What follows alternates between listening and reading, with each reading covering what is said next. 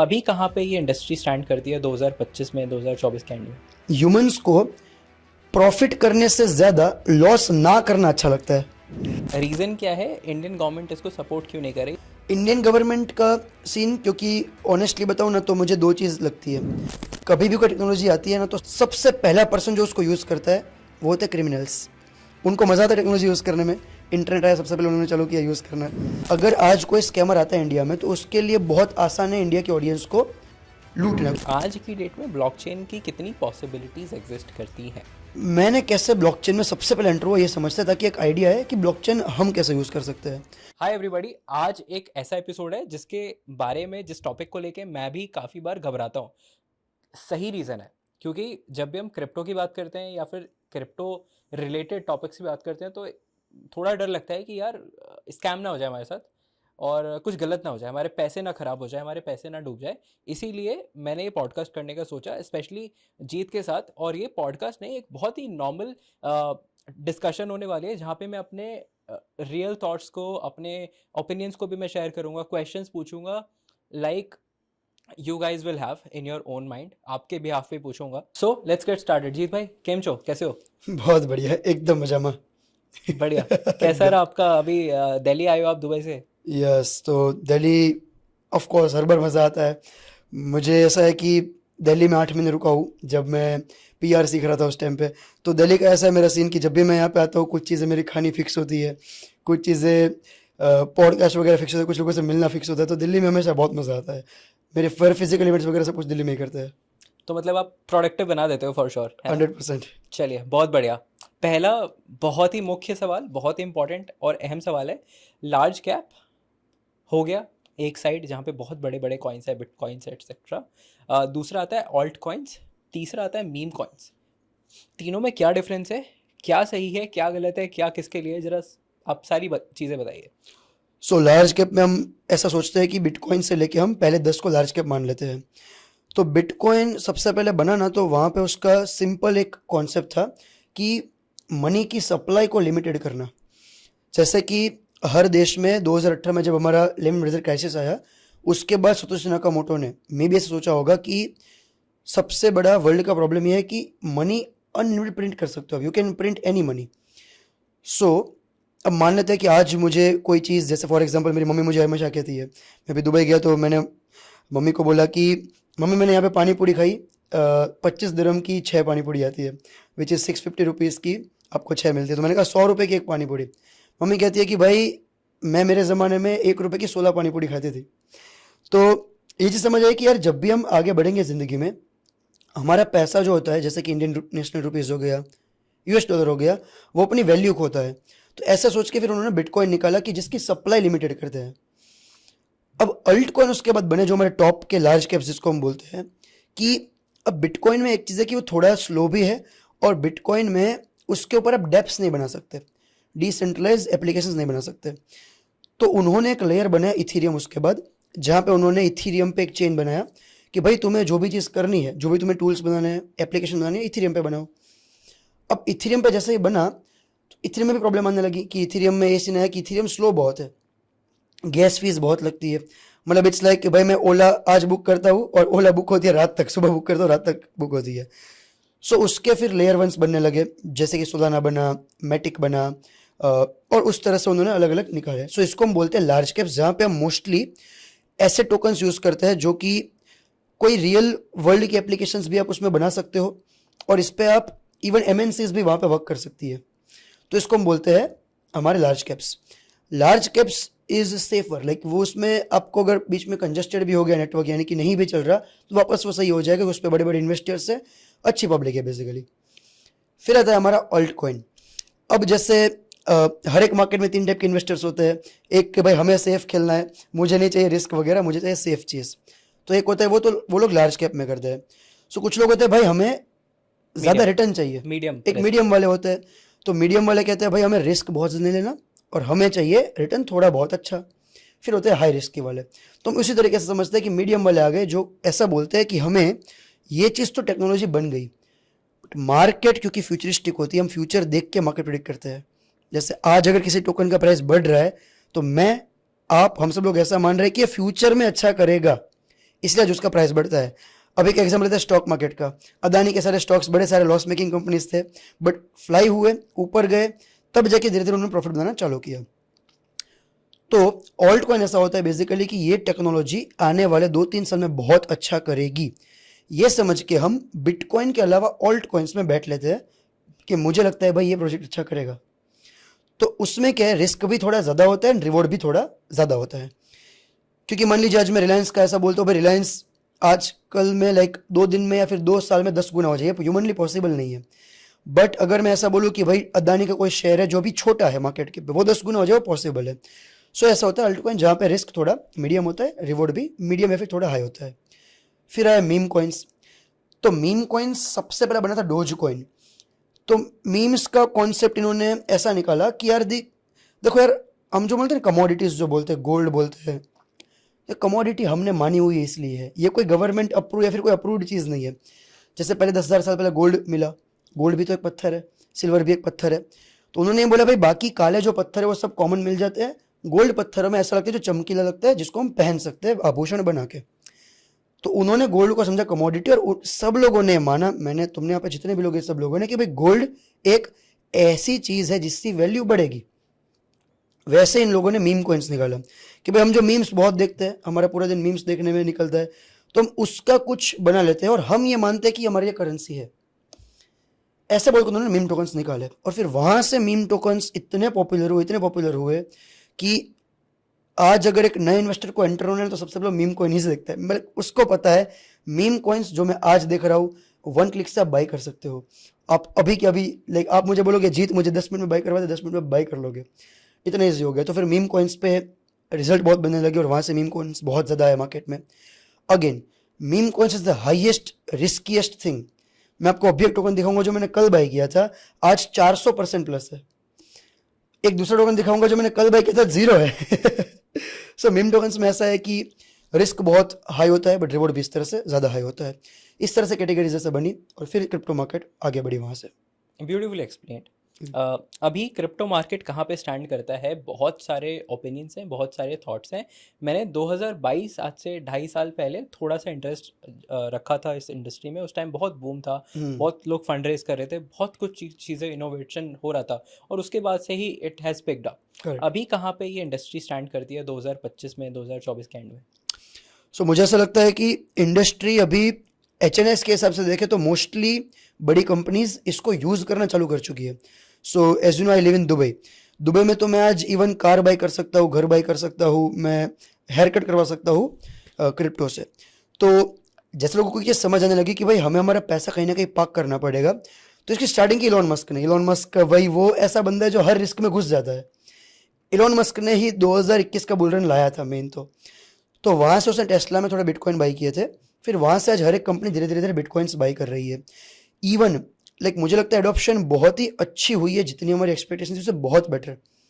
आज यूएस से लगभग, if I am not wrong, I have to recheck, 2,20,000 आसपास बिटकॉइन होल्ड करती है गवर्नमेंट, नॉट इंडिविजुअली और not companies, government. Chinese government 1.9 lakh bitcoin hold करती है। मोस्टली गवर्नमेंट ने बेसिकली बिटकॉइंस बाई करना चालू कर दिया, क्योंकि उनको पता है कि हमें कहीं ना कहीं हमारा भी ओवरऑल चीज़ें हेज करना पड़ेगा। सो एक इकोनॉमी की स्ट्रेंथ मालूम होती है कि भाई उसके पास कितना सेफ चीज़ है और कितना उसके पास ग्रोथ वाली चीज़ें है। तो हर इकोनॉमी में देखो सब लोग गोल्ड रखते हैं, सब लोग चीज़ें रखते हैं, तो अब सबको ये समझ आने लगा कि भाई हमें एक गोल्ड का रिप्लेसमेंट भी चाहिए, विच इज़ अगेन बिटकॉइन। सो एक मैकडोनल्ड्स तो प्रमोशन करती है बिलबोर्ड लगवा के कि भाई हे बिटकॉइन ओनर्स, आप डिप्रेशन में हो, आओ मैकडी में जॉब करो। उस टाइप के वो लोग फन करते हैं बेसिकली। सो लाइक एमएनसीज में और उसमें तो काफ़ी अच्छा कल्चर पहुंच चुका है। रिटेलर्स तक आने में it will take some time to be very honest, because एक मस्त चीज़ होती है, हमारा एक ऐसी चीज़ बोली जाती है कि ह्यूमंस को प्रॉफिट करने से ज़्यादा लॉस ना करना अच्छा लगता है। जैसे मुझे अगर आप बोलोगे ना जीत हम इस चीज़ से 2 लाख कमाएंगे, मैं पहले बोलूँगा लगाना कितना है, तो ये बता दे लॉस कितना हो सकता है। सो मैं अगर 2017 में क्रिप्टो के बारे में जानता था तो मैंने हेवीली इन्वेस्ट करना चालू किया 2021 में। आपने जैसे बताया आपने 2021 में समझना चालू किया, अब आपको जैसे टेक्नोलॉजी अगर अच्छी लगेगी तो आप इन्वेस्ट करोगे 2023, 24, 25 में। सो वैसे जब रिटेलर्स के सामने चीज़ें जाती है उसके वो 2-3 साल बाद इन्वेस्टमेंट चालू करते हैं। सो इन माई ओपिनियन घर घर तक पहुंचने में, यानी कि अगर इंडिया में हम कोई चीज़ बाई सेल करें उसको पहुंचने में it will take 5 to 10 years at least, but foreign country में चालू हो चुका है। यूएसए में आप बिटकॉइन के एटीएम से 40,000 आसपास आप अपना बिटकॉइन वहाँ पे विड्रॉ कर सकते हो यूएस डॉलर्स में। तो यार ग्रोथ तो बहुत अच्छी है एंड गवर्नमेंट्स इसको काफ़ी अच्छे से एक्सेप्ट कर रही है।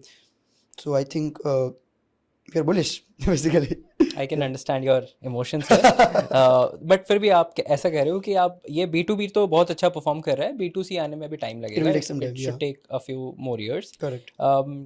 क्या लगता है कि रीज़न क्या है इंडियन गवर्नमेंट इसको सपोर्ट क्यों नहीं कर रही? आपने बोला यूएस गवर्नमेंट के पास Bitcoins है। रिजर्व्स हैं, चाइना गवर्नमेंट के पास है, इंडियन गवर्नमेंट के पास क्या है या नहीं है? सो इंडिया के पास अब एक भी बिटकॉइन नहीं है। इंडियन गवर्नमेंट का सीन, क्योंकि ऑनेस्टली बताऊँ ना तो मुझे दो चीज़ लगती है। आपने देखा होगा हमारे इंडिया के बहुत सारे सीईओज भी बाहर वर्क करते हैं क्योंकि इंडिया टेक्नोलॉजी को सपोर्ट नहीं करती। उसके दो रीज़न है। कभी भी कोई टेक्नोलॉजी आती है ना तो सबसे पहला पर्सन जो उसको यूज़ करता है वो होते हैं क्रिमिनल्स। उनको मज़ा आता है टेक्नोलॉजी यूज़ करने में, इंटरनेट आया सबसे पहले उन्होंने चालू किया यूज़ करना। तो जैसे क्रिमिनल्स आते हैं, अब इंडिया में प्रॉब्लम यह है कि यहाँ पे जैसे एजुकेशन बढ़ेगी, अभी स्कैम करना इंडियन ऑडियंस को आसान है। अगर आज कोई स्कैमर आता है इंडिया में तो उसके लिए बहुत आसान है इंडिया के ऑडियंस को लूटना, क्योंकि उसका कोई आप देखो तो ब्लॉकचेन पे सब दर्ज होता है, बट इंडिया के पास ऐसी टेक्नोलॉजी अभी है नहीं कि जिससे वो ट्रैक कर सकती है। तो as of now Indian government मुझे लगता है कि इंडिया के लोगों को बचा रही है कि आप इन्वेस्ट मत करो, because we don't have infrastructure कि जिससे हम ट्रैक कर पाए चीज़ों को। सो इसीलिए मुझे वन ऑफ द थिंग ये लगता है। दूसरा, इंडिया में इनोवेशंस अभी जो हो रहे हैं ना वो सारे के सारे दुबई में शिफ्ट हो गए हैं। I give you few examples. Polygon Matic हमारा लाइक एकमात्र ऐसा टोकन है जो L1 में है और बहुत अच्छा वर्क कर रहा है। सो उसके ऊपर अच्छे डेप्स बने हैं। उसका फाउंडर दुबई शिफ्ट हो गया, वजीरिक्स का भी फाउंडर दुबई शिफ्ट हो गया। तो अभी Indian government, because we don't have technology, we don't have people जो कि इस टेक्नोलॉजी को बहुत अच्छे से समझ पाए, और इतना भी डिमांड भी नहीं है to be very honest, like लोगों में भी। तो इसीलिए मुझे लगता है इंडिया में आने में टाइम लगेगा। But I can share one thing, Dubai में पूरा का पूरा उसका रियल एस्टेट का जो मार्केट है, प्रॉपर्टीज मार्केट, वो पूरा का पूरा ब्लॉकचेन पे है। बायूट करके एक एप्लीकेशन है दुबई में। सो वहाँ पे आप जाओगे, आप वहाँ से घर परचेज कर सकते हो, रेंट कर सकते हो। जो भी घर वहाँ पे रेंट होते हैं, परचेज होता है, वो सबका डॉक्यूमेंट उनको ब्लॉकचेन पे करना कंपलसरी है। उनका पूरा टेक्नोलॉजी इतना ब्लॉकचेन पे आ चुका है। तो Dubai government is very open for cryptos. आपने दो चीज़ें हाईलाइट की, हालांकि दो तीन चीज़ें हाईलाइट की, एक एक करके डिस्कस करते हैं। पहला, दुबई के बारे में बात करते हैं। दुबई क्या ऑफर करता है ऐसा क्रिप्टो इंडस्ट्री को, इंडस्ट्री से जुड़े लोगों को, कि सब लोग चाहते हैं कि to take a little pie of that location, area, geography. दूसरा, you mentioned about blockchain based systems and transactions, उस पर ट्रैकिंग की जा रही है, बहुत सारी चीज़ें हो रही हैं।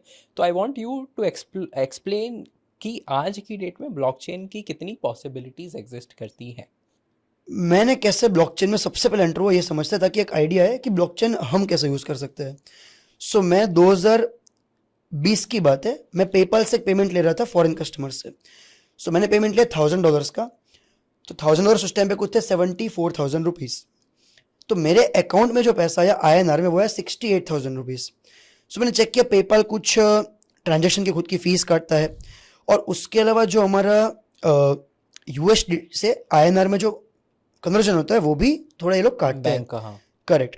सो मुझे एक चीज़ समझ आई कि यार हमें कुछ ऐसा प्लेटफॉर्म चाहिए, कुछ ऐसी चीज़ चाहिए जहाँ पे हम तुरंत ट्रांजेक्शन कर सके। फॉर एग्जांपल, अगर मुझे कोई फॉरेन में मेरा दोस्त ऐसा बोलता है, जीत मुझे पैसे की ज़रूरत है, तो मुझे मेरे बैंक के पास जाना है। ऐसा सीधा सिस्टम नहीं कि मैं आज फॉरेन में कोई पैसा भेज सकता हूँ। पेपाल इंडिया में भी अवेलेबल नहीं है, आप इंडिया से पेपाल बाहर नहीं भेज सकते। सो अब मान लेते हैं ऐसा कुछ प्रॉब्लम है। अब मुझे प्रॉब्लम आई फ्राइडे रात को, फ्राइडे शाम को। I have to wait till Monday, क्योंकि सैटरडे संडे बैंक्स बंद रहेगी। मंडे भी वो बैंक्स प्रोसीड करेगी तो उस तक पेमेंट पहुंचेगा Tuesday. So like 3 to 4 days। तो ऐसा एक चीज़ चाहिए था जिससे हम तुरंत ट्रांसफर कर सके with in 5 seconds, 10 seconds, 1 minute।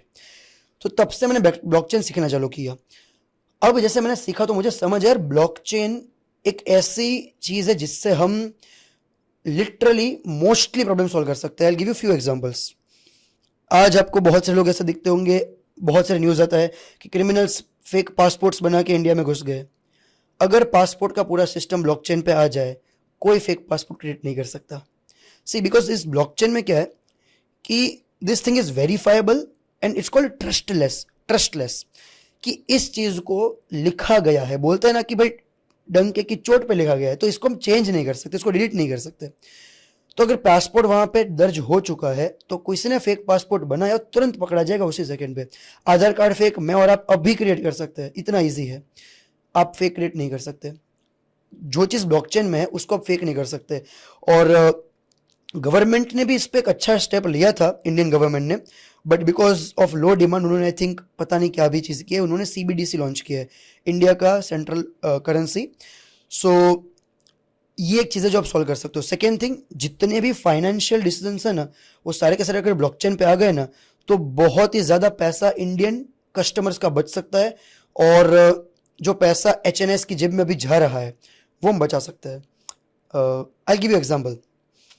आपने बैंक में एक लेट्स सपोज 1 लाख रुपए रखे, 1 लाख रुपए का बैंक आपको इंटरेस्ट पे करेगी FD का नियरली 7% 8%। अगर आप पर्सनल लोन लेते हो बैंक से 1 लाख का तो आपको पर्सनल लोन मिलेगा लगभग 12% पे, 12% 13%। सो बीच का जो 5% जा रहा है ये किस चीज का जा रहा है? बिकॉज लाइक हम ऐसा बोलते हैं कि bank is a safe, bank is not safe. अगर आज बैंक बंद हो गया आपको 5 लाख मिलेगा, बाकी का चला जाएगा। तो बैंक जस्ट आपको लाइक थोड़े सालों से वो सस्टेनेबल है चीज़ है, इसलिए हम उस पर भरोसा करके बैंक में पैसा डालते हैं।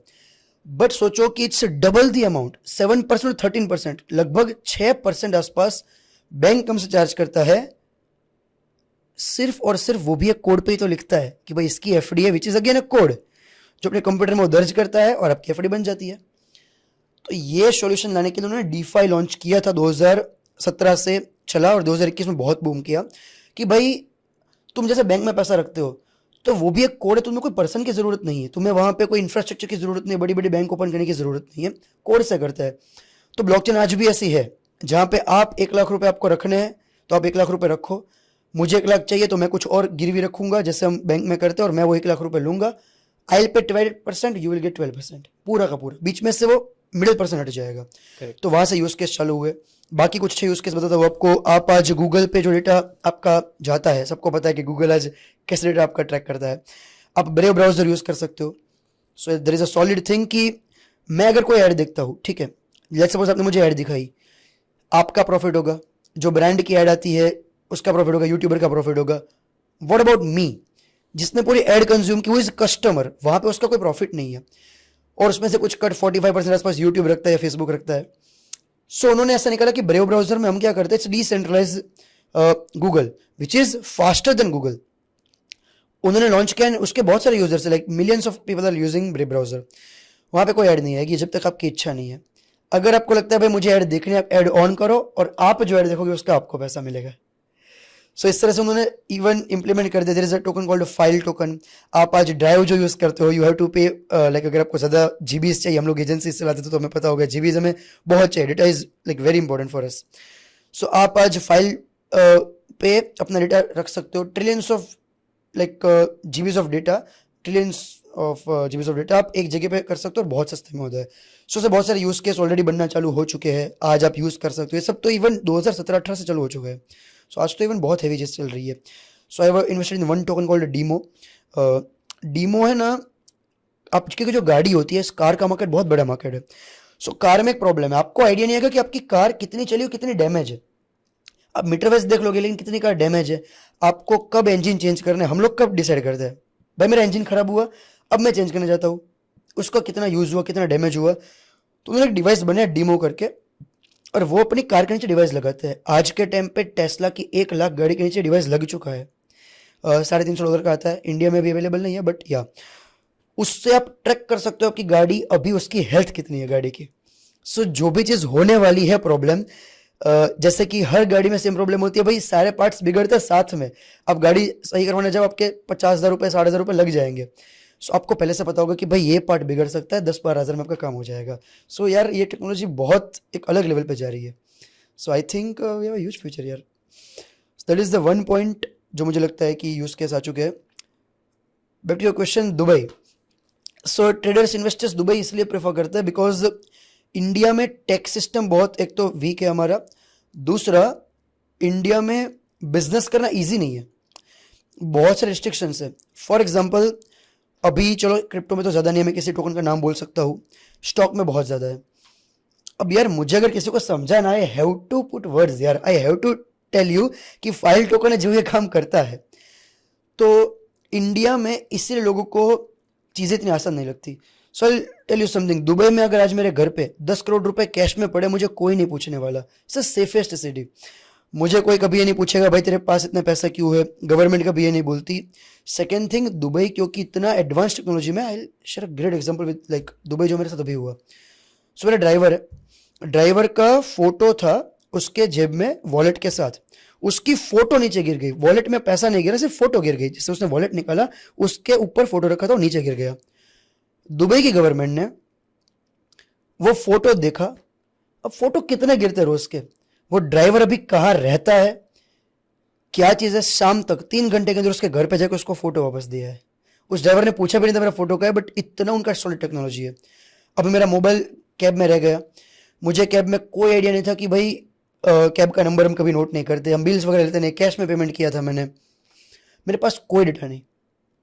मैंने दुबई गवर्नमेंट का डिपार्टमेंट होता है आरटीओ, तो मैंने वहाँ पे कांटेक्ट किया कि मैंने यहाँ पे कैब ली थी, यहाँ पे मुझे ड्रॉप किया और मैंने इतना पैसा उसको पे किया। 1 घंटे में ड्राइवर मेरे पास मोबाइल देने खुद आया है। सो यार दैट्स वाई दुबई अट्रैक्ट बहुत अच्छा करता है इन्वेस्टर्स को और इन्फ्लुएंसर को, ट्रेडर्स को, क्योंकि वहाँ पे ease of doing business like awesome level पे है।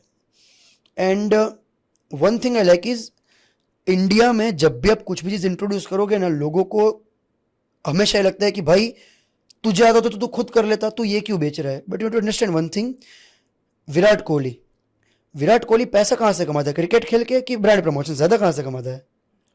ब्रांड प्रमोशन से। Is Virat Kohli is scammer? No is not. So भाई अगर तुम कुछ सीख रहे हो तो you have to respect that कि आप उस चीज़ से सीख रहे हो, पर्सन कहीं से भी पैसा कमाता है। तो इंडिया में जब भी कोई ट्रेडर आपको कुछ भी चीज़ बोलेगा ना, हर पर्सन एक चीज़ बोलता है भाई 90% ट्रेडर्स पैसा गवाते हैं। बट क्या आपने कभी ये सोचा कि जो 1% कमाते हैं वो कितना कमाते हैं? वैसे ही इंडिया में 99% एक्टर्स खत्म हो जाते हैं। आपको बताओ इवन बड़े बड़े एक्टर्स ऐसे हैं जो एंड में एकदम बैंकरप्ट हो जाते हैं। But 1% you know about Shahrukh Khan, is a great actor and is even like billionaire होने वाला है, he will make $1 billion, right? So जैसे ही इंडिया में अवेयरनेस आएगा तो मुझे लगता है ट्रेंड बनने वाला है इंडिया में ट्रेडर्स का। बट अगर इंडियन गवर्नमेंट ये चीज़ समझे और अगर थोड़ा बहुत यहाँ पे ईज ऑफ डूइंग बिजनेस बन जाए ना, तो इंडिया क्रिप्टो से ही हज़ारों करोड़ टैक्स ले सकता है, अगर वो थोड़ा बहुत चीज़ों को ओपन करे तो।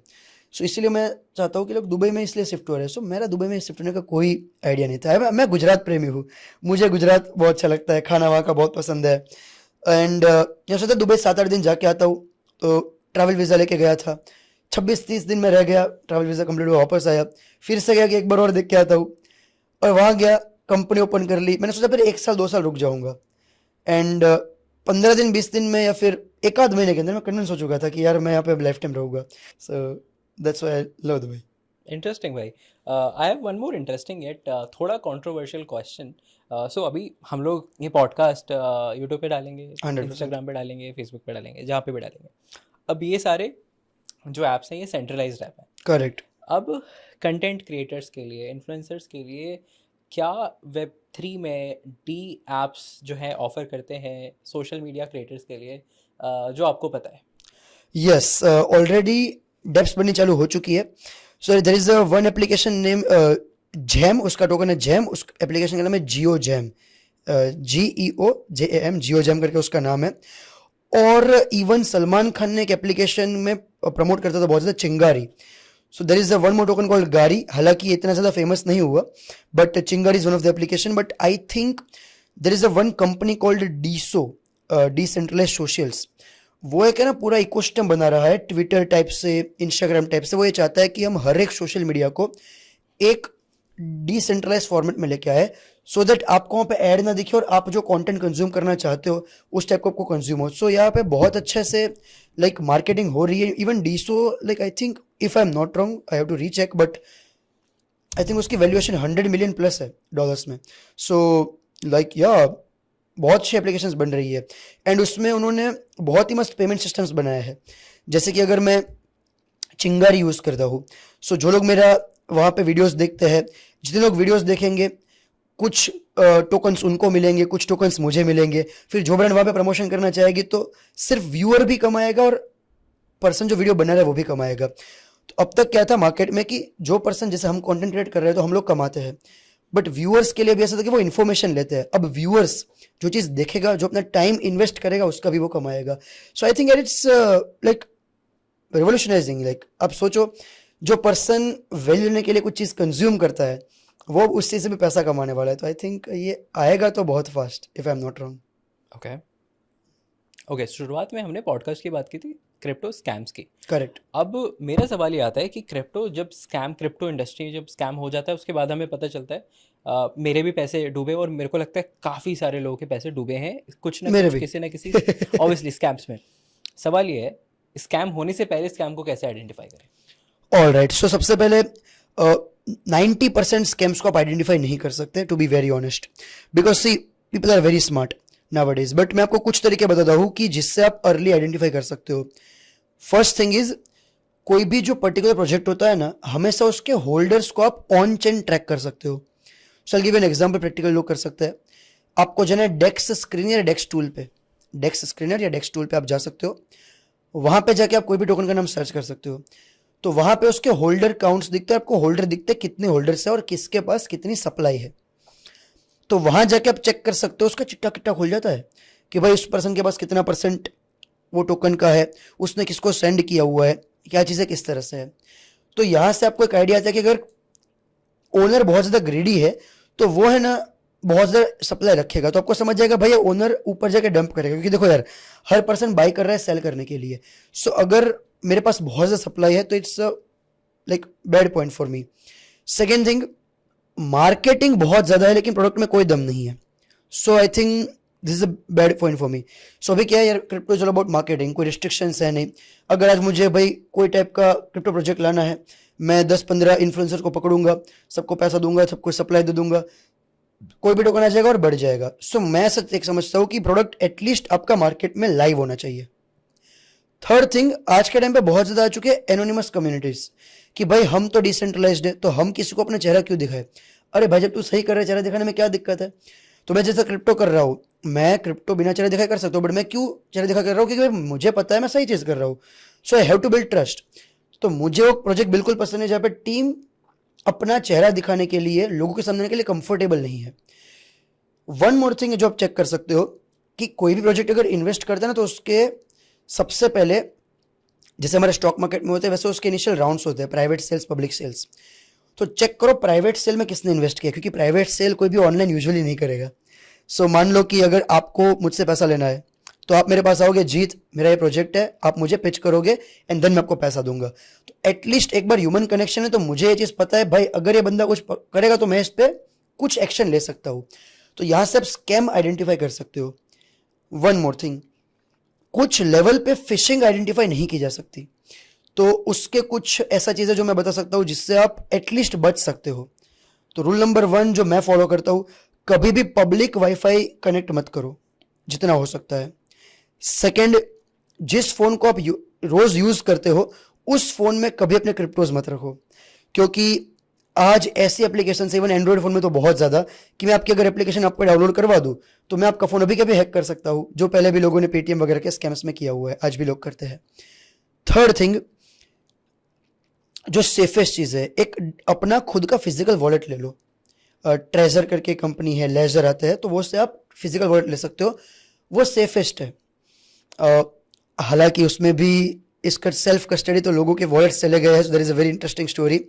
सो 2010 या 11 में एक पर्सन के पास कुछ 8,000 बिटकॉइन थे और उसके पास 2 फिजिकल पेन ड्राइव्स थी, वॉलेट्स थे। तो एक खराब था और एक अच्छा था, उसमें उसने 8,000 बिटकॉइन रखे। अब उसने खराब वाला फेंकने की जगह अच्छा वाला फेंक दिया, उसको पता नहीं था उस टाइम पे कितने उसकी वैल्यू होगी। आज उसने 2 इन्वेस्टर से 100 करोड़ रुपए उठाए हैं कि भाई तुम मेरी मदद करो, यूएसए का जो कूड़ा जहाँ पे इकट्ठा होता है वहां जाके ये पेनड्राइव को फाइंड करने में, और इन्वेस्टर ने 100 करोड़ रुपए डाले हैं उसमें। अब उन्होंने गवर्नमेंट को जब ये चीज बोली तो गवर्नमेंट ने बोला भाई हम तो हमारा ये चीज नहीं करने देंगे, एनवायरमेंट को कैसा नुकसान होगा हमें नहीं पता। उसने गवर्नमेंट को अपील किया कि मैं आपको 25% जितने भी उसकी वैल्यू दे दूंगा, प्लस यहाँ पे जितने भी लोग रहते हैं उन सबको मैं $5,000 दे दूंगा, $5,000 दे दूंगा। फिर भी गवर्नमेंट अभी मना कर रही है, और वो लोग एआई की मदद से वो फाइंड कर रहे हैं, बिकॉज उसमें 8,000 बिटकॉइन है, जिसकी आज की value nearly $450 million, which is 4,000 crore से। या मोर than that for sure. Okay, मैं आपको एक अपना पर्सनल रीज़न बताता हूँ करेक्ट। कि मैंने क्रिप्टो और वेब3 से एग्जिट क्यों लिया था इन अर्ली मिड 2022। करेक्ट। उस टाइम पे क्या हो रहा था, और इनफैक्ट आज भी बहुत सारे लोगों के लिए it has become so accessible, मतलब ईजी हो चुका है कि आप अपना कॉइन लॉन्च कर दो, आप अपना कुछ ये कर दो वो कर दो। तो उस ट्रू। टाइम पे बहुत स्कैम्स होने लग गए थे, और मैंने इन चीज़ों को आइडेंटिफाई किया, और मुझे लगा कि शायद इसमें बहुत ज़्यादा रिस्क इन्वॉल्व है। Very risk. और मतलब मैं चाहता तो शायद उसमें पार्टिसिपेट करके जनरली करोड़ों कमा सकता था, और शायद बहुत लोगों ने कमाया भी है। Correct. I am pretty sure about it. But done. मैंने वहाँ पे एक स्टेप बैक लिया, मैंने एग्जिट लिया इंडस्ट्री से, और वहाँ पे मैंने डिसाइड किया कि यार शायद ये बहुत ज़्यादा रिस्क जोन है, let's stay out of it. Correct. क्या रियलिटी है, क्या सच्चाई है इसकी? सो स्कैम्स बहुत ही मैसिव है, आज भी हो रहे हैं, और बहुत ज़्यादा इवन हो गए फ्यूचर में, जब तक कोई सेंट्रलाइज अथॉरिटी आके इसको बैक नहीं करती। तो एक चीज़ है कि ये स्कैम करने वाले लोग भी सेम है। अगर आप देखो तो इस इंडस्ट्री में 50 से 100 लोग ही ऐसे हैं जो सारी कैसे इंडस्ट्री चला रहे हैं। तो इसके लिए ना आप इसको रीवेरीफाई कर सकते हो। आप जाओ, पॉपकेट करके टोकन है, उसके आप होल्डर्स में जाना, आपको पॉपकेट के पहले 50 होल्डर देखने हैं, सब में आपको कॉमन मिलेगा एक टोकन विफ। सो विफ और पॉपकेट दोनों 1 बिलियन प्लस चल रहे हैं मार्केट कैप पे। तो बेसिकली दो, ऐसा कैसे पॉसिबल है कि सेम लोगों ने पॉपकेट भी अर्ली बाय कर लिया, सेम लोगों ने विफ भी अर्ली बाय किया, और वो सारे सेम वॉलेट है। सर इट्स लाइक इजी कि आप लोग आइडेंटिफाई कर सकते हो कि भाई सब लोग जो यहाँ पे आ रहे हैं ना वो सेम कम्युनिटीज है। दूसरी चीज क्या है कि देखो, पैसा है ना, सब लोगों को एक आइडिया है कि हमें जो पैसा देगा वो रिटेलर्स देगा, एक आम इन्वेस्टर देगा। तो वो लोग ऐसी चीजें तुरंत निकाल सकते हो, और कॉइन अभी के अभी मैं बना सकता हूँ। 5 मिनट में आप लैपटॉप दो मुझे, अभी मैं कॉइन बना के दिखाऊंगा आपको, ठीक है। मैंने खुद का कॉइन लॉन्च किया था ऐसे ही, जैसे ट्रॉन का क्वेश्चन है, मैंने कॉइन लॉन्च किया फॉक्स सोल करके तो just to like experiment, and मैंने उसको लॉन्च कर दिया आई थिंक 3 मिनट के अंदर, 3 minutes, it takes 3 minutes to launch a coin. So I think ये चीज़ चलेगी अभी भी और भी ज़्यादा, क्योंकि क्रिप्टो और स्टॉक में एक ह्यूज डिफरेंस है। स्टॉक मार्केट जो हमारा है वो सेंट्रलाइज अथॉरिटी ओन करती है, और वो गवर्नमेंट करती है, अलग देश की अलग गवर्नमेंट होती है। Crypto is something which is world wide. अब इंडियन गवर्नमेंट मुझे ये नहीं बोल सकती भाई तुम यहाँ पे कॉइन लॉन्च नहीं कर सकते, भाई कॉइन आ गया, जिसको बाय करना है बाय करो, क्योंकि ये है ही डिसेंट्रलाइज। तो इसलिए करना आसान है, इसलिए प्रॉब्लम है। बट यही एक रिवॉर्ड का भी कारण है, जैसे आपने बताया ना कि पैसा बनता है ना, तो यही रीज़न है कि इसलिए पैसा बनता है। आप समझो कि हर्षद मेहता के टाइम पे जब उसने 1992 में स्कैम किया, तो उसने एसीसी का भाव 9,000 तक उसने पहुंचा दिए थे, 400 से लेके।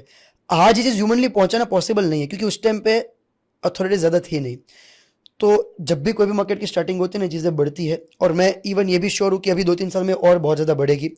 और इसीलिए वन ऑफ द रीज़न मैंने आपको स्टार्टिंग में जो बताया कि रिटेलर्स आखिरी में आएंगे मार्केट में, बिकॉज यार देखो, हार्ड अर्न मनी किसी को गंवाना अच्छा नहीं लगता। मेरा भी स्कैम हुआ था, मेरा वॉलेट ड्रेन हो गया था, लाइक मेरी कोई गलती नहीं थी। I just tap on one website जो ट्विटर पे ऐड चली, जस्ट मैंने टैप किया, my wallet got drained, I loss 45 lakh rupees, $45,000 का मेरा ड्रेन हो गया 1 मिनट के अंदर। So that is the biggest problem, but that is the reward as well. So I think एक इसका अगर सही पर्सपेक्टिव सोचे ना, तो ये अच्छा पॉइंट भी है, क्योंकि है ना, रिटेलर्स जो होते हैं ना, छोटे इन्वेस्टर्स, उनके एक पर्सपेक्टिव होते हैं। जैसे मैं अगर कोई इन्वेस्ट करता हूँ तो मैं 2 गुना पैसा, 3 गुना पैसा होते हैं, मेरा घर का पैसा निकाल लेता हूँ कि भाई घर का पैसा ना जाए। इससे क्या होता है, टोकन की प्राइस बहुत बढ़ नहीं पाती। बट जो बड़े इन्वेस्टर्स होते हैं उनको 2-3 गुना पैसा नहीं चाहिए, वो लोग 30 गुना 50 गुना चाहते हैं, तो वो लोग जल्दी बेचते नहीं है। तो इसीलिए सप्लाई शॉक क्रिएट होता है, और इसलिए डिमांड हैवीली बढ़ती है और प्राइस हैवीली पंप होता है। अगेन फॉर पीपल जिसको कोई आइडिया नहीं है, उनको मैं सबसे पहले ये सजेस्ट करूंगा, आप उसको समझ लो, उससे पहले मत आओ, आप हारोगे ही हारोगे। क्योंकि बड़े इन्वेस्टर यही सोच के बैठे कि वो आपसे पैसा कमाएंगे।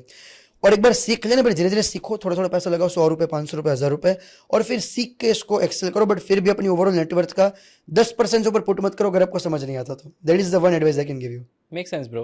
अच्छा, एक और चीज़ है, चलो हमने कॉइन्स वाले स्कैम्स के बात कर लिया, म्यूचुअली अग्रीड कि चलो हाँ ऐसा बहुत हो रहा है और होता रहेगा, आपने सुझाव भी दे दिया कि क्या कर सकते हो। करेक्ट। Agreed, okay. अब हम बात करते हैं एनएफटी रिलेटेड स्कैम्स की, क्योंकि ये भी इसी के साथ साथ पैरेलली चलता आ रहा है, और ये तो मेरे को लगता है बहुत बड़ा है। माइंड ब्लोइंग, मतलब मैं अगर इसका स्कैम बताऊंगा मजा आ जाएगा। बताओ जी, बताओ। सो NFTs किस तरह से लॉन्च हो उसकी बैक स्टोरी थोड़ी समझते हैं। श्योर। पहले क्या था, मेरे पास अगर कुछ काला धन पड़ा हुआ है तो सब लोगों को पता है, हम सब लोग पेंटिंग्स बाई करते थे पहले के टाइम पे, कि भाई मैंने पेंटिंग कोई बाई करी, उस पेंटिंग का मैंने कॉस्ट पे किया, let's suppose 10 crore 5 crore whatever the cost will be, और फिर मैं किसी मेरे HNI दोस्त को ही उससे महंगा बेचता और उसको मैं व्हाइट में कन्वर्ट करता या फिर कैश में लेता, whatever the thing will be, और ऑक्शन उसके लगते वगैरह वगैरह। अब चीज़ ये थी कि अब जैसे जैसे मार्केट में पैसा बन रहा है, बहुत इन्वेस्टर के पास पैसा आ रहा है, तो अब उन्होंने इसको डिसेंट्रलाइज कर दिया कि आज अगर मैं कोई चीज़ निकाल रहा हूँ, उन्होंने पर्सपेक्टिव अच्छा रखा। पहले उन्होंने क्या बोला कि भाई मैंने एक पेंटिंग बनाई, वो पेंटिंग बिक रही है 45 लाख रुपए की, तुमने वो सेम पेंटिंग बना ली फेक पेंटिंग, और उसको तुम बेच रहे हो 40 लाख की, जिसकी कोई वैल्यू ऐसा है नहीं। तो इसको उन्होंने ब्लॉकचेन पे लाया, ऐसा बोल के कि भाई आप यहाँ पे एक ब्लॉकचेन पे लाते हो पेंटिंग, तो अब उसका कुछ भी हो वो रिक्रिएट नहीं हो सकती सेम टू सेम, तो उसकी वैल्यू बढ़ेगी। बट यहाँ पे फिर अगेन जैसे मैंने बताया, सबसे पहले कौन देखता है, क्रिमिनल्स देखते हैं। उन्होंने देखा और उन्होंने आइडेंटिफाई कर लिया कि भाई अगर मुझे मेरा ब्लैक मनी वाइट करना है तो मुझे गवर्नमेंट को शो करना पड़ेगा। सो जैसे मैं आज कुछ भी बाई करता हूँ NFT, मैंने NFT बाई करी, मार्केटिंग किया, पब्लिसिटी की, अब मेरे पास जब पैसा बना, जब मुझे इच्छा हो जब इसको वाइट करना है मुझे, तो मैं NFT बेचूंगा और उसको मैं गवर्नमेंट को दिखाऊंगा, देखो भाई मैंने ओपन से में NFT बेची है, मेरे पास ये पैसा है, तुम जो टैक्स लेना चाहो टैक्स ले लो, और मेरा पैसा है वाइट का पैसा है। तो इस तरह से NFT बना। बट NFT के है ना, इसके कारण एक इंडस्ट्री पूरी खत्म हो गई और एक इंडस्ट्री नहीं पैदा हुई। इंडस्ट्री खत्म हो गई है पेंटर्स की, जो पिछले 1000 साल से चली जा रही है। आप देख रहे होंगे अकबर बिरबल के ज़माने में भी लोग पेंटर्स होते थे जो पेंटिंग बनाते थे। तो अब पेंटर्स, अब यार हाथ से पेंटिंग बनाना और लैपटॉप में बनाना अलग चीज़ है पूरी की पूरी। जो पेंटर हाथ से बना रहा है वो लैपटॉप में नहीं बना सकता। तो आज अगेन NFT में हर एक पर्सन NFT बना सकता है खुद की और लॉन्च कर सकता है। तो इसने अगेन एक इंडस्ट्री को तोड़ा, एक इंडस्ट्री बनी, और उसका आज के टाइम पे ऑफकोर्स मोस्टली क्रिमिनल्स यूज़ करते हैं। मुझे पर्सनली लगता है कि NFTs बहुत लंबा नहीं चलेगा, बिकॉज यार मार्केट चलाते लोग हैं हम जैसे लोग, जो ऐसे इन्वेस्टर जो छोटे छोटे अमाउंट इन्वेस्ट करते हैं, ना कि बड़े इन्वेस्टर, वो तो पैसा लगा के अपना पैसा लेके निकल जाते हैं। तो मुझे लगता है वो खत्म हो जाए कुछ टाइम के अंदर। ऑलरेडी आप देखो तो जस्टिन बीबर ने एक NFT बाई किया था कुछ मिलियंस ऑफ डॉलर्स का, आज वो खत्म हो चुका है पूरा। तो आई थिंक वो जल्दी बस्ट हो जाएगा NFT का। Agreed again. तीसरा कॉन्सेप्ट आता है जो उस टाइम की बात कर रहा हूँ मैं, मुझे आज नहीं पता ये कहाँ पे स्टैंड कर रहा है, ये Correct. कितना फोड़ रहा है, ये पूरा है ना तरीका जो था। We talking about DAO, DAO क्या था इसका, डिसेंट्रलाइज्ड कम्युनिटी डाउज का डिसेंट्रलाइज ऑर्गेनाइजेशंस, अनोनिमस ऑर्गेनाइजेशंस। तो हाँ। बेसिकली ये ऑर्गेनाइजेशन मिलके आपको कुछ प्रोवाइड करते हैं। क्या हो रहा है आजकल, क्या कर रहे हैं ये लोग? सो डाउज आजकल इतना कॉन्सेप्ट बेसिकली बचा नहीं है कुछ डाउज जो कि आपको प्रोवाइड करते हैं जब आप उसमें अपना पैसा लगा के उसमें कुछ इंटरेस्ट कमा सकते हो वगैरह वगैरह। बट ऑनेस्टली ये कॉन्सेप्ट बहुत ज़्यादा वायरल नहीं गया, क्योंकि समझो यार, अगर मैं आज अकेला पर्सन कोड लिख सकता हूँ, why I need full association, मुझे पूरा एसोसिएशन की कोई ज़रूरत नहीं है, इतने लोगों की ज़रूरत नहीं है। तो डाउ 2021 में बहुत चला था, और इसका एक और पर्सपेक्टिव में बताना चाहता हूँ कि जिसको भी इन्वेस्ट कर रहे हैं ना, उसको अर्ली इंडस्ट्री फाइंड करनी बहुत ज़रूरी है। इवन DeFi भी आज बहुत कम हो गया। सो आप समझे कि इंडस्ट्री अभी किस जगह पे स्टैंड कर रही है। जो 2017 में चीज़ थी ना, वो 2021 में एकदम खत्म हो गई थी, जो 21 में वो 25 में नहीं चलने वाली। इस बार कोई डाउ की बात नहीं कर रहा, कोई DeFi की बात नहीं कर रहा, इस बार लोग बात कर रहे हैं मीम्स की और AI के टोकन्स की, जो 2021 में एग्जिस्ट भी नहीं करते थे। सो अगेन आई थिंक डाउ का भी फिनिश है, ज़्यादा उसमें कुछ होगा नहीं, अभी कुछ हो भी नहीं रहा, टू बी वेरी ऑनेस्ट। एक और हॉट सेलिंग सर्विस थी back then when I was in this industry, which is white paper वाली चीज़ें, वाइट पेपर रिलेटेड सर्विसेज। आज वो कहाँ स्टैंड कर रही है? अगेन आज उसके अलग अलग इंस्टीट्यूट्स होते हैं जो वाइट पेपर लोगों के बना के देते हैं, कॉइन्स के बना के देते हैं। उसके अलावा उनका सिक्योरिटी करते हैं, जैसे one of the token called lossless, वो आपके सिक्योरिटी प्रोवाइड करते हैं। There is another token called sorry one of the token जो आपको प्रोवाइड करता है इंश्योरेंस, कि अगर आपका प्रोजेक्ट फेल हो जाता है तो जिन लोगों ने पैसा आप पे लगाया है उनको हम वापस उनका पैसा कर देंगे, जैसे यहाँ पे इंश्योरेंस का कॉन्सेप्ट है। नाइस। तो यस, वो भी चल रहा है। बट अगेन वहाँ पे कंपटीशन बहुत ज़्यादा है, तो वहाँ पे कुछ यूनिक चीज़ नहीं हो रही, to be very but honest. अच्छी चीज़ है ना यार, एटलीस्ट वो एथिकल और लीगल तो है, और जो है एथिकल साफ लेवल तो सुथरा हो रहा है, करेक्ट। सो कुछ ऐसी कंपनीज है जैसे कि एक सर्टिक, आप सब लोगों ने सुना होगा, there is a good company जो ये चीज़ें करती है, और ऐसी 2-3 कंपनीज है जो ये काम करती है। तो उससे आप एक लेजिटिमेसी का आइडिया लगा सकते हो कौन सा प्रोजेक्ट अच्छा है। सो या ये चीज़ तो हो जाएगी। ठीक है। Before we jump to the next question, मेरा एक छोटा सा सवाल है कि एक नॉर्मल व्यक्ति के लिए जो क्रिप्टो में इन्वेस्ट करना चाह रहा है लॉन्ग टर्म, इसमें एक अच्छा एक टाइम और इन्वेस्टमेंट करना चाह रहा है, उसके लिए वाइट पेपर की नॉलेज होना कितना ज़्यादा ज़रूरी है? टू बी वेरी ऑनेस्ट, आज व्हाइट पेपर को आप इजीली अंडरस्टैंड कर सकते हो चैट जीपीटी से। और ज़्यादा अगर आपको आइडिया भी नहीं है ना व्हाइट पेपर का, तो आपको व्हाइट पेपर का इजी टू अंडरस्टैंड लैंग्वेज में वेबसाइट्स आपको मिल जाएगी। सो व्हाइट पेपर आज के टाइम पे समझना ईजी हो चुका है। आपके पास बहुत सारे टूल्स है, जैसे कि आई गिव यू वन टूल, जैसे कि क्रिप्टो रैंक करके एक टूल है, cryptorank.io। उससे आप है ना जाके लाइक उस पर आपको डिटेल्स मिल जाएगी टोकन की, कि कितने टोकन्स और रिलीज होने वाले हैं, कितने फाउंडर्स के टोकन है, कौन सी डेट को रिलीज करेंगे, कब वो वेस्टिंग करेंगे, ये सारा आपको डेटा मिल जाता है। डेटा ये भी मिलता है आपको कि कौन से इंस्टीट्यूट ने उसमें इन्वेस्ट करके रखा है, फंडिंग उसने किस प्राइस पे उठाई थी, और सारी इन्फॉर्मेशन।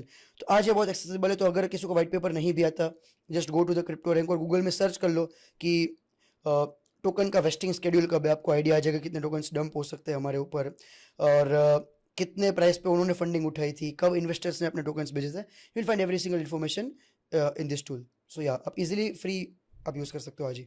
लवली। अब आते हैं मेरे इस पॉडकास्ट, इस कॉन्वर्सेशन के सबसे फेवरेट सवाल पे। ठीक है जी, सवाल ये है, 3 तरह के लोग होते हैं। ठीक है, पहला एक फ्रेशर कैटेगरी है जिसके पास बिल्कुल पैसे नहीं है, समझ करेक्ट। लो 5,000 से ज़्यादा है ही नहीं, करेक्ट। डालने ही नहीं है। Fresher with zero experience of this crypto industry और इन जनरल लाइफ में एक फ्रेशर है, 18-20 साल का लड़का है, लड़की करेक्ट। है, फ्रेशर है, समझ गया। 5,000 है उसके पास बस। डन। दूसरा क्राइटेरिया है someone with 5 years of experience, 5 से 10 साल का एक्सपीरियंस है और 5-1 लाख का एक कॉर्पस बना रखा है कि ये मैं क्रिप्टो इंडस्ट्री में करेक्ट। डालूंगी। ठीक है। Third, someone with 15 to 20 years of experience and उनका कॉर्पस 50 लाख से 1 करोड़ के बीच का है। तीनों के लिए क्या स्ट्रैटेजी आप बनाओगे? करेक्ट। सो अगर फर्स्ट वन, जिसके पास 5,000 रुपये से कम कैपिटल है, उनको सिंपली कॉइन DCX एप्लीकेशन पे जाके सिर्फ L1s लेयर 1 टोकन्स बाई करने चाहिए, because easy to understand tokens है। आप को कोई अगर आइडिया नहीं है तो भी आप आराम से अंडरस्टैंड कर सकते हो। और अगर आपका कैपिटल 5,000 रुपये आसपास का है तो 2 से 3 टोकन से ऊपर आपको परचेज नहीं करने चाहिए, but go with very low risk, because जो मैंने देखा इन्वेस्टर्स कुछ टाइम के अंदर भाग जाते हैं मार्केट से, बिकॉज उनके पास एक तो फंड अभी अवेलेबल ज़्यादा है नहीं, तो उनको पहले समझना चाहिए मार्केट कैसे वर्क करती है। तो first thing I can go with L1 पे आप इन्वेस्ट कर दीजिए। टोकन भी बता देता हूँ कि कैसे टोकन आपको लेने चाहिए, उसमें से आप कोई भी चूज़ कर लीजिए। आप फैंटम बाई कर सकते हैं, आप सोलाना बाई कर सकते हैं, नियर बाई कर सकते हैं, एंड एटम बाई कर सकते हैं। उस टाइप के आप L1 कोई भी टोकन आप बाई कर सकते हैं, which is low risk but good reward. जिसके पास कैपिटल 5 लाख रुपए की और जिसके पास एक्सपीरियंस थोड़ा ज़्यादा है, उन लोगों को एटलीस्ट AI के टोकन्स को एक्सप्लोर करना चाहिए, बिकॉज आई थिंक AI एक नया ट्रेंड बनने वाला है और I think AI widely use होगा। इवन आज हम भी AI का यूज़ कर रहे हैं और हम AI का यूज़ करेंगे और बहुत ज़्यादा यूज़ करेंगे। तो AI इतना एडवांस हो चुका है और क्रिप्टो में तो बहुत ज़्यादा एडवांस हो चुका है।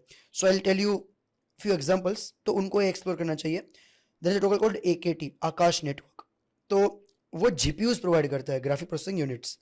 तो पहले क्या था कि वो बहुत महंगे आते थे मार्केट में, तो उन्होंने डिसेंट्रलाइज GPUs कर दिए, which is like awesome thing for AI। जैसे हमारा वेब टूल, यानी कि हमारी इंडस्ट्री में कंप्यूटर्स होते हैं, CPU होते हैं, वैसे ही एक GPU होता है जिसको पावर दे सकता है AI को। AI को रन करने के लिए बहुत ज़्यादा इलेक्ट्रिसिटी चाहिए, बहुत ज़्यादा पावर चाहिए, तो वो प्रोवाइड करता है GPU। तो अगेन ये डिसेंट्रलाइज आ चुके हैं। AKT करता है, रेंडर करता है, 2 अलग अलग कंपनी से जो करती है। तो उनको ये टॉपिक को एक्सप्लोर करना चाहिए, which is again easy to understand. CPU GPU को अंडरस्टैंड करना बहुत बड़ी बात नहीं, आपको अगर थोड़ा experience you can understand the concept, और वो एक मुझे लगता है इंडस्ट्रियल अच्छा एक रेवोल्यूशन क्रिएट करेंगे। तो उनको AI के टोकन्स में जाना, उनको AI के टोकन्स में जाना चाहिए। और ऐसे टोकन जिनको अगर उनको हाई रिवॉर्ड चाहिए, तो उन टोकन की market cap less than 100 million हो। क्योंकि मैं मेरे लिए रूल यूज़ करता हूँ, अगर मुझे मेरा ओवरऑल पोर्टफोलियो 20 से 30 गुना करना है, तो मैं ऐसा टोकन बाय करूंगा जो मिनिमम 100x का पोटेंशियल रखता है। आई नो 100x नहीं होगा, बट मुझे ये पता है कि अगर पोटेंशियल इतना रखता है तो 20-30 गुना तो होगा। तो मुझे ऐसा लगता है कि जितने भी अच्छे अच्छे टोकन्स है इस बार, जो फंडामेंटली सुपर स्ट्रॉन्ग टोकन्स है, जो लो कैप के है, वो हर एक की मार्केट कैप 3 बिलियन तक टच करेगी। ये मेरे लिए मैंने क्राइटेरिया रखा है, मेरा खुद का क्राइटेरिया, कि मैं तब तक इस टोकन को होल्ड कर सकता हूँ। तो अगर आप 100 मिलियन से नीचे वाले बाई करते हो, विच इज़ 30x मिनिमम जा सकता है, और वो 10 बिलियन तक जाने का भी पोटेंशियल रखता है, तो विच इज 100x तक भी जा सकता है एक टोकन। एंड अगेन आपने 5-6 टोकन अगर बाई किए हैं, एक अगर आपका 30-40x चला गया तो बाकी टोकन अगर 5-7 गुना 10 गुना भी जाता है, so in average you will make good amount of money. And जिसको हाई एक्सपीरियंस है उनके लिए पोर्टफोलियो सेटअप होना चाहिए 70% एटलीस्ट एआई में, और डीपिंस में, डीपिंस का मतलब डिसेंट्रलाइज फिजिकल इंफ्रास्ट्रक्चर नेटवर्क्स, यानी कि रियल लाइफ यूज केस वाले प्रोजेक्ट्स। जैसे कि मैंने डीमो का एग्जांपल आपको दिया था, there is a token called wifi map, वो आपको वाईफाई बेसिकली सिंपल मैप्स का यूज करता है। उसका एक नया वर्जन बना है नावी, एटलास नावी, जो अगेन उस टाइप से आपका मैप दिखाता है आपको। एंड जो रियल लाइफ आप यूज केस कर सकते हो, आज आप यूज कर सकते हो। जैसे कि सोलाना का मोबाइल आया है, तो सोलाना मोबाइल करके है। सो ये डिपेंड्स हो गया, आपको 70% आसपास वो टोकन्स लेने चाहिए जो एआई डिपेंड्स के है, और 30% आपको मीम्स में इन्वेस्ट करना चाहिए। सो आई वॉज लाइक मैं बहुत ही अगेंस्ट था मीम्स के पहले, आज से 3 महीने पहले। बट मुझे एक चीज समझ आई कि अगर कोई नया पर्सन मार्केट में आएगा ना, वो एआई से नहीं आएगा, वो मीम से ही आएगा। तो मीम टोकन का इस बार लग रहा है सुपर साइकिल होगा, यानी कि इस बार मीम टोकन बहुत अच्छे चलेंगे। सो मैं ऐसा सजेस्ट करता हूँ कि अगर आपको एक्सपीरियंस है 15-20 साल का, अगर आपको थोड़ा बहुत आइडिया आ रहा है, 30% मीम में लोकेट करो, क्योंकि मीम से पैसा जो बनेगा ना, उसको फिर आप आगे एआई वगैरह जगह पे डाल सकते हो, एंड आप इस तरह से लोकेट कर सकते हो। एंड मैं बिग बिलीवर हूँ कॉन्सेंट्रेटेड पोर्टफोलियो का, like Rakesh Jhunjhunwala, like Warren Buffett. Usually लोग क्या करते हैं कि पोर्टफोलियो डाइवर्सिफाई बनाते हैं कि भाई मेरे पास 1 लाख रुपए है, मुझे 5,000 रुपए के 20 टोकन खरीदवा दो। बट आई थिंक उससे बड़ी वेल्थ क्रिएट नहीं कर सकते। सी यार, आप ऑलरेडी क्रिप्टो में हो, you are in the riskiest market. अब यहाँ पे सेफ होकर क्या करोगे? अगर रिस्क ले रहे हो तो ऑलरेडी पूरा रिस्क लो। सो मैं ऐसा मानता हूँ कि आपके पोर्टफोलियो में, अगर आपका 1 लाख रुपए का पोर्टफोलियो है, 5 टोकन से ऊपर नहीं होने चाहिए। अब 5 टोकन में अपना पोर्टफोलियो रखे, और एक, क्योंकि तब आप कुछ साइजेबल चीजें बनाएंगे। मान लीजिए आपने 5,000 का एक टोकन बाई किया, वो आपका 5 गुना हो गया, तो भी आपका ओवरऑल पोर्टफोलियो 1,25,000 रुपए का ही हुआ ना, तो बहुत ज्यादा पोर्टफोलियो में फर्क नहीं आया। लेकिन अगर आपने किसी 1 लाख रुपए के आपने 5 टोकन लिए थे, जो 20,000 रुपए का आपका एक टोकन था, अब वो टोकन अगर 5 गुना हो गया, तो आपने खुद के लिए एक दूसरा पोर्टफोलियो क्रिएट कर लिया, आपका पोर्टफोलियो 2x हो गया। That will make some sense for me. So अगर आपके पास 5,000 रुपए की कैपिटल है, जस्ट बाई 5 टोकन्स मैक्स। अगर आपका पोर्टफोलियो 10 लाख आसपास का है, बाई 7-8 टोकन्स। और अगर आपका पोर्टफोलियो 50 लाख से करोड़ रुपए का अगर आपको बनाना है, so go with 15-20 tokens, not more than that. आप काफ़ी टाइम से, तकरीबन 7 साल से आप कहते हो कि आप क्रिप्टो इंडस्ट्री में इन्वेस्टर हो। आपका जो इन्वेस्टमेंट का तरीका है, स्ट्रैटेजी है, और स्पेशली रिसर्च का, वो मैं समझना चाहूँगा इन डेप्थ कि आप कितने लेयर्स पे जाके रिसर्च करते हो before you invest a single rupees. Correct. सबसे पहले मैं कोई टोकन में इन्वेस्ट करूंगा, मेरा first criteria, token should be less than 100 million market cap, जिसमें मैंने आपको बताया कि 100 मिलियन से कम का होना चाहिए। सेकेंड थिंग, मैं एक निश पे, एक इंडस्ट्री पे हैवीली जाता हूँ।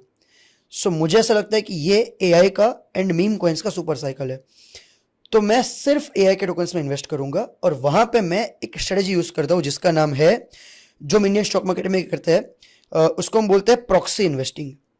प्रॉक्सी इन्वेस्टिंग क्या होता है? जैसे मान लेते हैं, मुझे लगता है रियल एस्टेट मार्केट इंडिया में बढ़ेगी। अगर मैं इंडिया में कोई प्रॉपर्टी बाई करता हूं, तो कोई प्रॉपर्टी का भाव बढ़ेगा, कोई प्रॉपर्टी का भाव नहीं बढ़ेगा, कुछ प्रॉब्लम हो सकती है।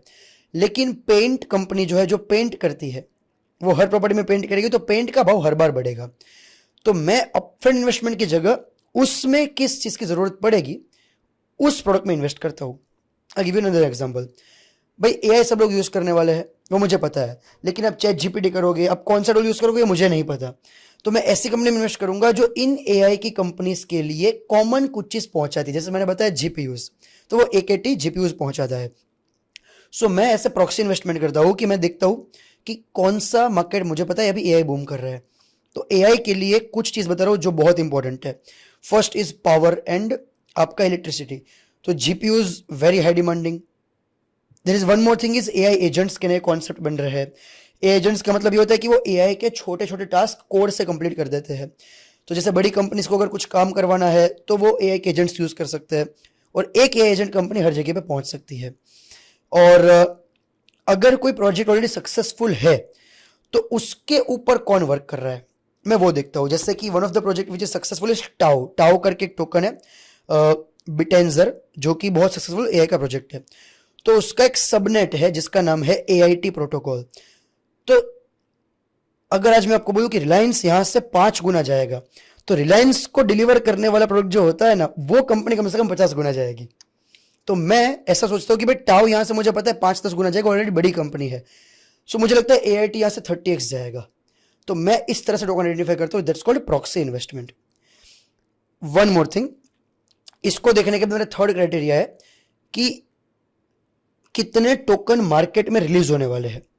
जैसे कि मान लो कोई भी एक टोकन बनता है तो हर ऑफ कोर्स उसका फाउंडर पैसा कमाएगा, मार्केटिंग टीम पैसा कमाएगी, बड़े इन्वेस्टर्स L1 या फिर जो प्राइवेट इन्वेस्टर्स सारे पैसा कमाएंगे। तो उनके लिए सिंपल है, जब तक मार्केट में चीजें आएगी तो उनका पैसा बढ़ चुका होगा बहुत ज्यादा, तो वो लोग तो बेचेंगे। मुझे देखना है कि मैं जब बाय कर रहा हूं और जहां मैं सेल कर रहा हूं उस टाइम के अंदर कितने टोकन्स और मेरे पे डंप हो सकते हैं। क्योंकि अगर मुझे पता है कि सप्लाई इतनी ही आने वाली है और डिमांड बढ़ेगी तो भाव बढ़ने ही वाला है, तो मैं ये चाहता हूं सप्लाई बाहर ज्यादा ना आए, जिससे जिससे भाव मेरा बढ़ सके।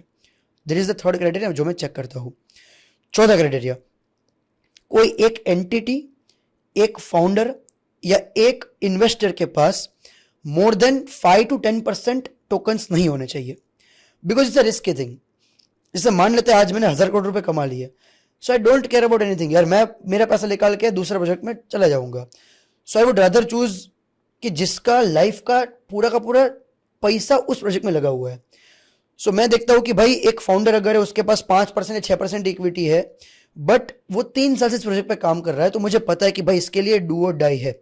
भाई बेट फाउंडर पे लेनी है यार, क्योंकि आप भी जानते हो और मैं भी जानता हूँ एक चीज कि अगर हम भी एजेंसी बना चुके हैं तो भाई लोगों को तो सबको हायर करना आता है। अगर फाउंडर में दम नहीं तो लोग नहीं टिकेंगे। तो अगर फाउंडर अच्छा होता है, उसकी कम्युनिकेशन प्रॉपर होती है, उसको मार्केटिंग समझ आती है, उसको टेक्नोलॉजी समझ आती है ना, तो आप बहुत अच्छा कर सकते हो इस मार्केट में। सो आई बेट ऑन फाउंडर।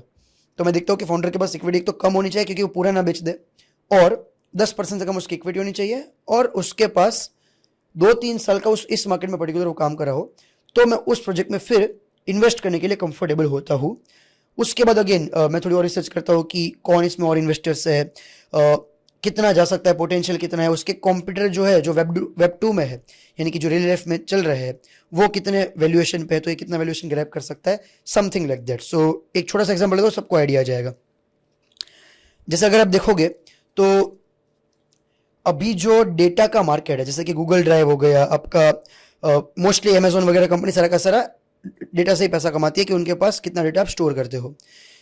तो फाइल टोकन जब भी आया तब उसका मार्केट कैप बहुत हाई था, तो मैंने कंपेयर किया कि भाई लेट्स सपोज अमेजोन का जो डेटा का वैल्यूएशन है वो है नियरली 1 ट्रिलियन आसपास, तो एटलीस्ट उसका 10% तो ये कैप्चर करना चाहिए। तो इस बार मेरी एक्सपेक्टेशन है कि नहीं, प्रेडिक्शन कर रहा हूं मैं कि फाइल टोकन 100 बिलियन वैल्यूएशन पे टच करेगा। अभी 10 बिलियन चल रहा है तो यहां से 10 गुना जा सकता है। तो मेरी एक्सपेक्टेशन है, क्योंकि मैंने देखा कि उसका कॉम्पिटिटर जो उसे महंगा बेच रहा है, जो मार्केट में एस्टेब्लिश्ड है, वो इतना महंगा है, तो उसका 10% तो कैप्चर करना चाहिए। तो ऐसे मैं समझ के फिर देखता हूं कि मेरे लिए रिस्क रिवॉर्ड कैसा है, ROI कैसा है, और फिर मैं किसी पर्टिकुलर टोकन में पैसा इन्वेस्ट करता हूँ।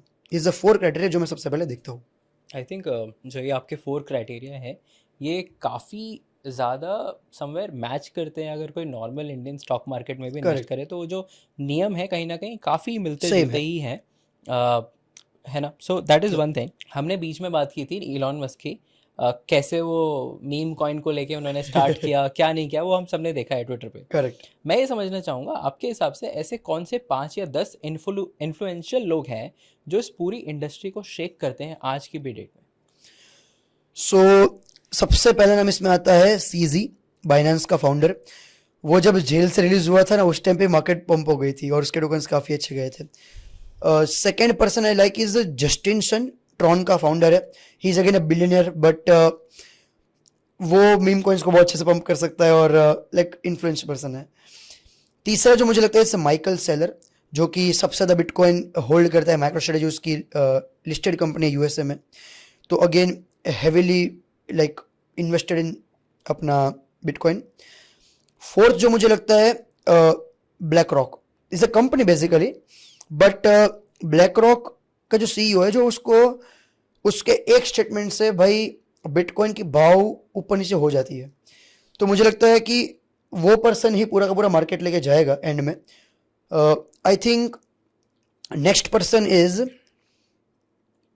इलॉन मस्क, जो हम सब लोगों ने समझा। इलॉन मस्क के पास टाइम ही टाइम है, उस बंदे की सारी कंपनी फ्री है, बहुत मेहनत करता है एंड वो हर ट्वीट के रिप्लाई करता है, मतलब उसके पास बहुत टाइम है। जब उसकी इच्छा होती है वो मीम कॉइन्स पे कोई एक ट्वीट मार देता है, पंप कर देता है। सो एंड और भी कुछ इन्फ्लुएंसर लोग हैं, बट ये 5 मुझे जो ऐसा लगता है जो कि किसी भी इंडस्ट्री को, किसी भी मीम टोन्स को, किसी भी ऑल्ट कॉइन को तुरंत पंप करवा सकते हैं। Very interesting. अच्छा, अभी Q4 आने वाला है, I think almost it's there, correct, या we are living in Q4 correct. Of 2024। क्या बुल रन आने वाला है, क्या सच्चाई है? बुल रन Q4 में नहीं आएगा। लोग एक्सपेक्ट कर रहे हैं बुल रन Q4 में आएगा, क्योंकि हम जितने लोग यहाँ पे इस वीडियो को देख रहे हैं वो सब लोग अल्ट कॉइन में इन्वेस्टेड है, बिटकॉइन इथेरियम में कोई इन्वेस्ट नहीं कर रहा। Q4 हमेशा बिटकॉइन के लिए पॉजिटिव रहता है, क्योंकि मनी की सप्लाई कैसे वर्क करती है। सबसे पहले पैसा लार्ज कैप्स में जाता है, जो हमने बात किया। सो मुझे लगता है Q4 में बिटकॉइन बहुत बढ़ेगा, बट जो हमारा पैसा बढ़ेगा वो बढ़ेगा Q1 में 2025 के, क्योंकि बिटकॉइन में जब आप पैसा बनाते हो उसके बाद वो पैसा ऑल्ट कॉइन में उसके बाद आता है। तो Q4 के 3 महीने यूजुअली ऐसा हुआ है कि बिटकॉइन बहुत बढ़े लेकिन ऑल्ट कॉइन ब्लीड हुए हैं। आप सोलाना देखना, क्यों आप लोग लाइक आइडेंटिफाई कर सकते हो जाके चार्ट्स पे। Go into Q4 of 2021, Solana open करो। सोलाना 2020 के Q4 में जब बिटकॉइन बढ़ रहा था वहां पे 85% क्रैश हुआ है, लूना पे 50% क्रैश हुआ है। बिटकॉइन बढ़ रहा है, सब लोग कह रहे हैं सोल तो भाई घटिया टोकन है, उसके बाद 250 गुना हुआ है बॉटम से। सो मुझे लगता है Q4 is good for bitcoin and Q4 is good for altcoin to accumulate. You can accumulate as much as coin as you want, like जितना आपको अक्यूमुलेट करना है अभी अक्यूमुलेट कर लो। Q1 में मुझे लगता है अल्ट कॉइन का एक मैसिव रैली आएगा, क्योंकि इस बार मनी सप्लाई बहुत ज्यादा होने वाली है। सो इसकी एक इंटरेस्टिंग स्टोरी है कि क्यों मुझे लगता है कि Q4 बढ़ेगा या फिर Q1 बढ़ेगा। हर मार्केट में पैसा आने का एक रूल है, गवर्नमेंट कितना नया पैसा प्रिंट कर रही है। अब कोविड आया तब सबसे ज्यादा कंट्रोवर्शियल देश था चाइना। चाइना ने एक चीज करी जो कोई देश एक्सपेक्ट नहीं कर रहा था।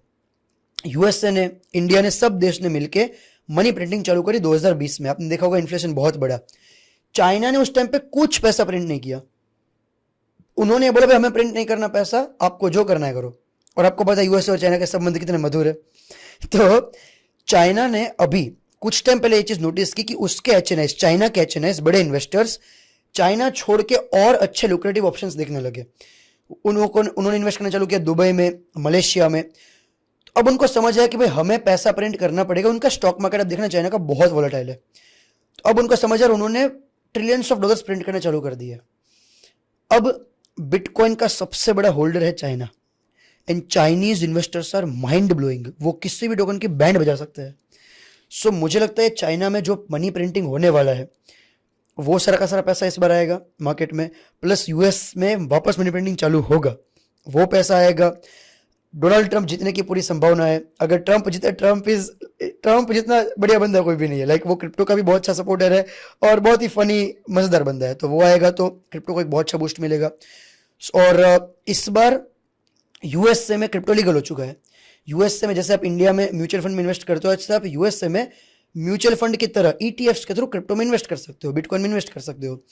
तो इस बार वहां से भी एक फ्लो बहुत ज्यादा आ रहा है मनी का।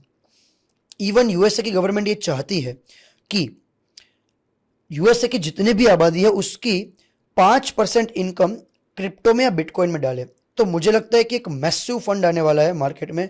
तो ऐसा बोला जाता है it's the biggest bull run ever for the crypto market, और ऐसा बुल रन फिर से कभी देखने को नहीं मिलेगा। Again that is the prediction, but I think Q1 will be mind blowing. Hold for the Q4 and Q1 में आपको रिवॉर्ड मिलेगा आपके 3.5-4 साल की मेहनत का, जो आपने एक्यूमुलेट किया है, तब जाके मार्केट्स बढ़ेगी। चलो जी, देखते हैं। लास्ट सवाल आता है, आपने मीम कॉइन के बारे में काफ़ी कुछ बताया इस पॉडकास्ट के दौरान।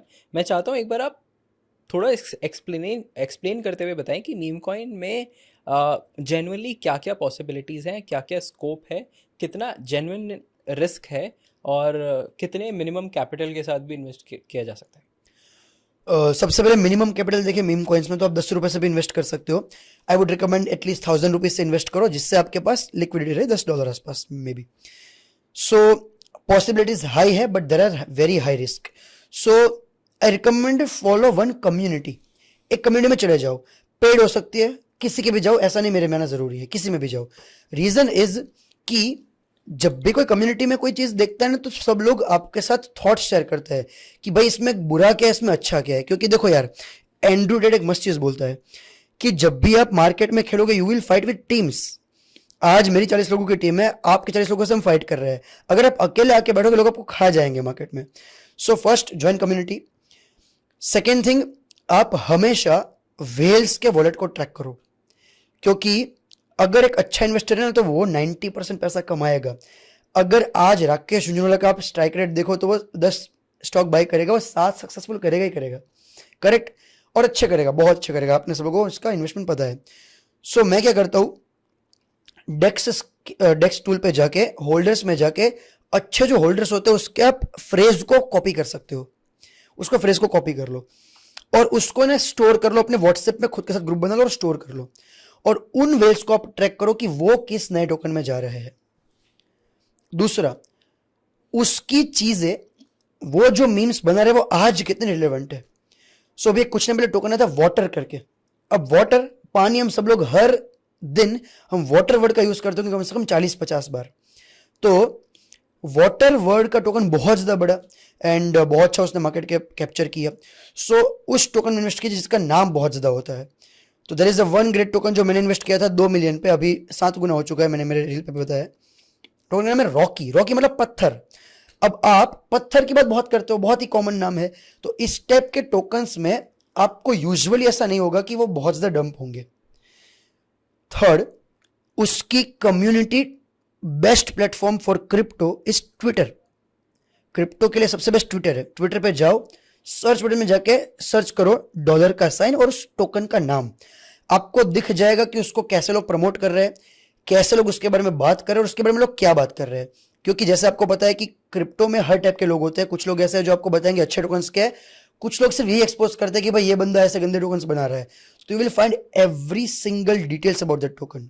फिर आप मीम टोकन्स में इन्वेस्ट कर सकते हो. कैसे इन्वेस्ट करना ये बता देता हूं. आप बाइनेंस पे P2P से $10 का, $20 का USDT बाई कर सकते हो. आपको उसको ट्रांसफर करना है फैंटम वॉलेट. फैंटम, वो आपको प्ले स्टोर से एप्लीकेशन मिल जाएगी. ट्रांसफर करोगे लगभग 0 फी आसपास ट्रांसफर हो जाएगा, फिर बहुत ही नॉमिनल फीस लगती है. और फैंटम वॉलेट से आप सोलाना के मीम टोकन्स को ट्रेड कर सकते हो विच इज़ वेरी लेस फी. मतलब 2-3-5 रुपए में आप फीस में कर सकते हो. और अगर आपको सेफ रहना है तो मैं सेफ कुछ 5-6 टोकन बता देता हूँ लोगों को जिसमें उनको सेफ अच्छे रिटर्न मिल सकते हैं. आप इन्वेस्ट कर सकते हो पॉपकेट में, विफ में, विफ यानी कि डॉज विथ हेड. आप इन्वेस्ट कर सकते हो पोंके में. आप इन्वेस्ट कर सकते हो सनकैट में. And you can invest in maybe Wawa cat और समथिंग. सो 4-5 टोकन ऐसे है जो लोग स्टार्टिंग में कर सकते हैं. मोस्टली टोकन्स की कम्युनिटी अच्छी है, कोई मेरा ओन नहीं है. so, मैं जस्ट खुद इसमें इन्वेस्टेड हूँ तो मैं आपको जेन्युइन एक रिकमेंडेशन दे रहा हूँ कि मैं ले रहा हूँ. Not a financial advice. अपने रिस्क पे करिए.